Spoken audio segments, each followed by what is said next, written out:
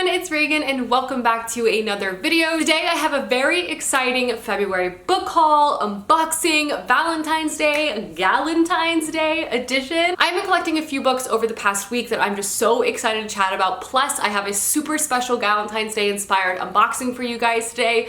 So without further ado, let's go ahead and dive right into the video because I can't hold off from unboxing these books any further because I want to read them. So I'm first gonna jump into the unboxing itself. This is my February book of the month box of books and I am so pumped again to be working with them. As you guys know, I am the ultimate book of the month fangirl. I love them so very much with every fiber of my soul, and it's a service I have been using and subscribing to for years.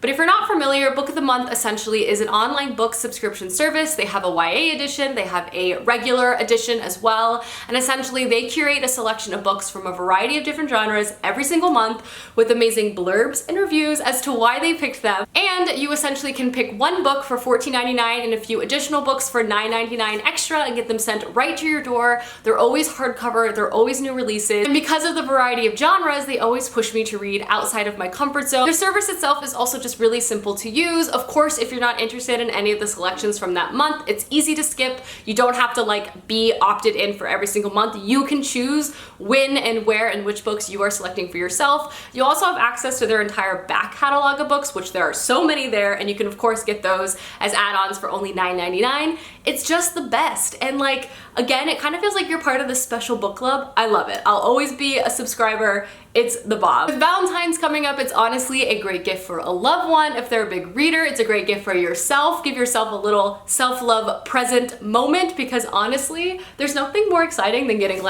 a box of books sent to your house every month that you get to open and enjoy. This month, the books I decided to select because of February are definitely very Galentine inspired. All the authors I selected are actually female, and there's a few debuts in here as well. There's some romance-centered stories. I'm just really excited to unbox and show everything I picked up. But before I do that, I do want to quickly shout out that I of course have a discount code for you guys. You can use the code HEART to get your first box if you haven't signed up before for only $9.99, and I'll also have a link down below to the gift card page. So if you're interested in gifting this to a loved one or to yourself, I'll have that down below as well. So jumping into the box, let me open this bad boy up. Let's use my arm strength.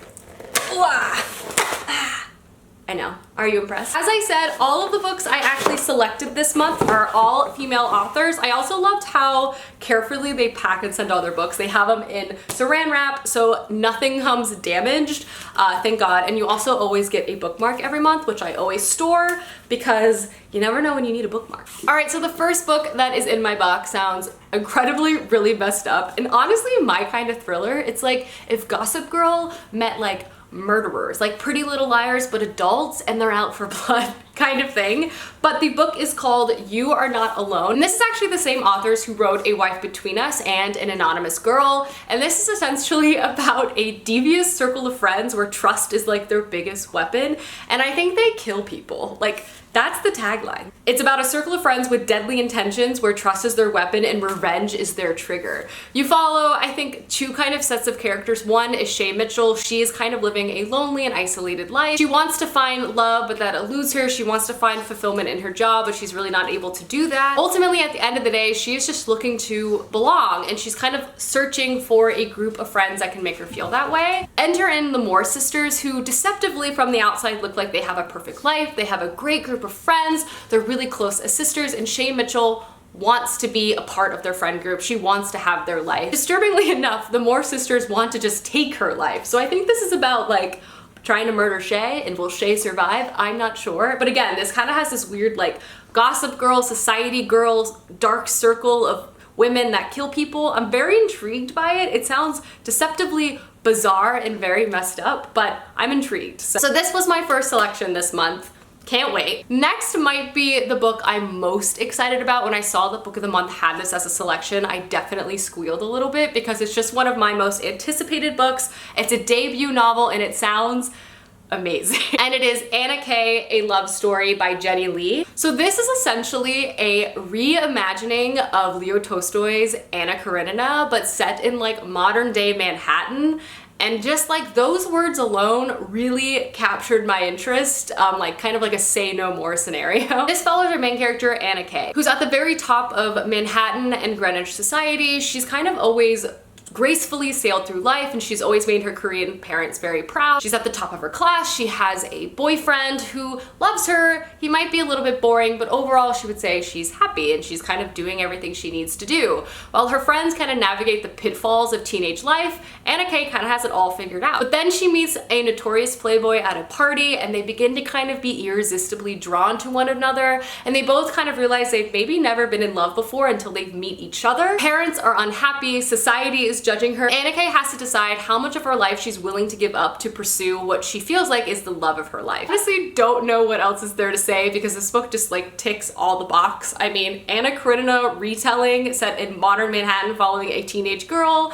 I mean, it just sounds glamorous and romantic and just spellbinding, and I just am so intrigued by this book. I'm probably gonna definitely pick this up soon. It just sounds like really endearing, but so clever at the same time. Like, I just would never like kind of think of something like this. Anna Karenina, pumped. And the last book I selected from Book of the Month this month just sounds absolutely so powerful, captivating, and just like a story that's really gonna like stay with you for a long time. It's another debut novel actually, and it's The Girl with the Louding Voice. And this basically follows our main character, Aduni, who is a 14-year-old Nigerian girl. She is a daughter of a broke father, and really all she wants in life is to get her education and kind of forge her own path. But because her father is so poor, she's kind of a commodity. She is married off young to be the third wife of an old man, and soon she finds her life is just amounting to, as she describes, 4 goats, 2 bags of rice, some chickens, and a new TV. However, when an unspeakable tragedy kind of sweeps her house, she is now sent off again to be the servant to a rich household in a neighboring town. She is basically quietly replacing the previous servant girl there, and she kind of finds herself in a very tricky situation. And she kind of finds herself being told and told again that she is no one. No one cares about the disappearance of the previous servant that worked in this household. No one cares about her. But she will not be silenced. In this book, it is said that she is determined to find her voice in a whisper in a song in Brooklyn English until she can speak for herself, for the girls like Rebecca who came before, and for all the girls that will follow. Again, this just sounds like a very powerful novel, extreme perseverance of one young girl like determined to pave a path for herself against all odds, not only kind of breaking through incredible obstacles. But yeah, this just sounds like a truly astonishing novel. This is a debut book that's sounds like a heartbreaking coming of age story, but about a young girl who has like the perseverance and the willpower of like steel. So really excited to have this, excited to definitely read this. It sounds so good. All right, so those are all the books I picked up from Book of the Month this month. Again, I'll have the discount code and the link to the site down below if you're interested in signing up. Truly one of my favorite services, and I'm always so honored when I'm able to work with them. Moving on to the rest of the books I've picked up over the last 6 weeks or so. I have a few more to show off, and I'm really excited about all of them. The first one was definitely a surprise. It's an arc that kind of arrived at my door. I was not anticipating it, but I figured I would show it off because I'm very excited about it, and that is Cassandra Clare, The Last Hours. This is book 1 to her brand new series in the Shadowhunter world. I've obviously read all of Cassandra Clare's books, so I'm really excited about this new series. I don't actually know the timeline of this. I've purposely kind of avoided summaries and synopsises of the series because I kind of just want to be surprised. My guess is maybe the 20s. I know there's a lot of different Herondales floating around there in different time periods, and I think we're going to be following a variety of them. So I'm just excited to have this. I absolutely loved the last trilogy she wrote, the Lady Midnight trilogy, so I'm excited to see kind of how the world continues to expand, and I'm hoping this has some emotional heartbreak like the Clockwork Princess series, because that destroyed me, and I always love looking to be destroyed. So very pumped to have this, honored to have been sent this early, and hopefully I'll have a review for you guys sooner rather than later. Next book I picked up was The Hazelwood by Melissa Albert. This is an interesting one because I've been intrigued by this for a very long time, but it has definite mixed reviews, I would say, on the Goodreads front, but it also just feels like a book I would really like. Like, it has a lot of components that I love. I love dark fantasy. I love when there's sort of fairy tale woven through. I love a forest. I love magical powers. I love it all.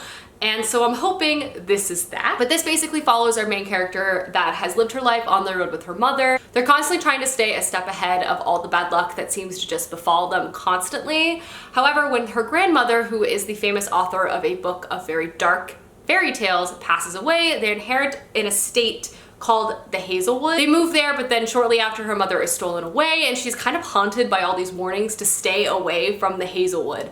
Listen, again, dark fairy tales, dark forests, unknown magical powers that are stealing people away. I'm very intrigued. The sequel, I think, is coming out really soon, and I just want to know if I like this book. So I decided to pick it up. I decided just to see for myself. It's not very long, and again, dark fairy tales, I'm just into it. So I'm hoping that that Goodreads is wrong, basically. So I picked this up this month. Next two books are part of the same series, and it is The Royal Assassin and The Assassin's Quest, books 2 and 3 to the Fitz trilogy by Robin Hobb. I read The Assassin's Apprentice last month, and I obviously want to continue on with this series, so I needed to pick up the next two books. They have gotten much longer than the first one, which, hey, I'm not mad about. These are definitely venturing into the 800, 900 page mark.